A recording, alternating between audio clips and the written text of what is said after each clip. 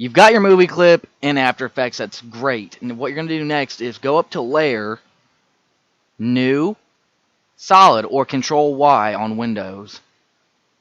Make sure it's white. It makes it a lot easier. Name it whatever you want. You're going to get this all white. That's our new layer that we made over our video layer. Go to the pen tool. It's right up here. See it right there. Pen tool, it's next to the type tool. Make 5, 6, however many points you want, but don't go too overboard unless you want a lot of extra work to do.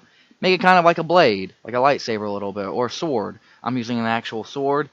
Now see, you get these. You get little anchor points. They're yellow or red sometimes. It's better when they're red because you can actually see them.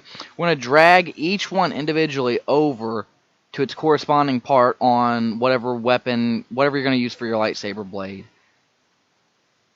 Move each one over in the exact spot that it was pen tooled at.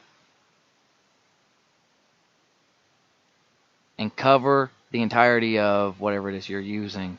This is the most tedious part coming up, is rotoscoping. So get your white solid. This looks pretty cheesy. It looks like a 2000, 2005 flash animation. It doesn't even look real. It looks like I just cut out part of the video. But we're getting to the really hard part. Go up to Effect right next to Layer and go to Stylize and then go to Glow. From there, change your color A and B to whatever color you want your blade. I'm going to pick red. And then go to Glow Colors. It says Original Colors. We don't want that. We want it to say A and B colors. And well, bam! See, now it's starting to look more like a blade. You see the red aura. You can make the glow radius a little bit bigger. Don't make it too big. And you can make the intensity a lot brighter, but don't make it too bright because then it'll look washed out and it'll look like, again, a flash animation. Glow threshold, whatever you want. Do you want it to be refined? Do you want it to be reserved? Whatever. I stick to default 0 or 100%. I'm going to do 100% for this video. Now you're thinking to yourself, well, Josh, that still doesn't look like a light. I mean, it looks like a lightsaber, but at the same time, it still looks like a flash cartoon. Well, we're going to fix that with a few more adjustments. Go to Effect. Go to Blur and Sharpen. And we're looking for Gaussian Blur or Gaussian Blur. It just depends. People pronounce it differently. And then we're going to go to Blurriness. 0.0. Stick to really low values. There are better ways of doing this, but like with trap code and add-ons that I do not have, so I'm going to stick to probably 5.0. See, now that starts to look a lot better. If I had more points, it would look a lot better. Now it is time to track it with our video. Go to your white solid layer at the bottom of the screen.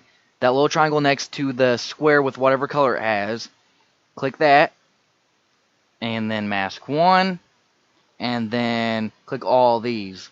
Now what these are your anchor points. They tell the program that your layer is being altered. It's moving. And that's what has it match up with our movement. So, now we've got this. This part right here is already 1 frame out of 17 or 16. I can't really tell.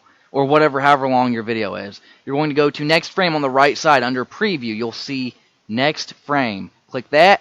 Oh, we moved a little bit. So, we have to adjust accordingly our mask to move with the blade or whatever you choose.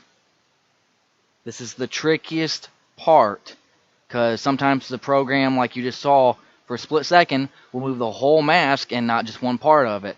And you're going to have to adjust every single dot. And then we click next frame. Once we are happy with it, you're not going to get it probably perfect the first time. Maybe even your finalized version is not going to be perfect. But as long as you can't see whatever it is you're using as the blade, that's great. That's good enough for me.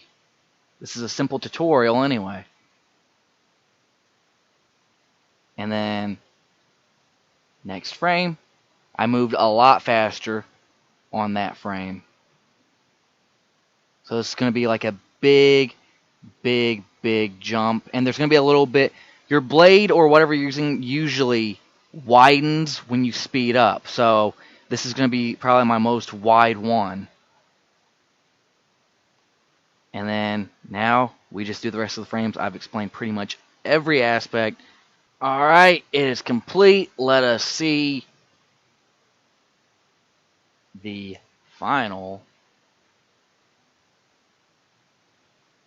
Obviously, lightsabers don't have shadows. My sword does, but you can see that I moved it. It moves with my sword. You can't see the blade, but you can see the shadow.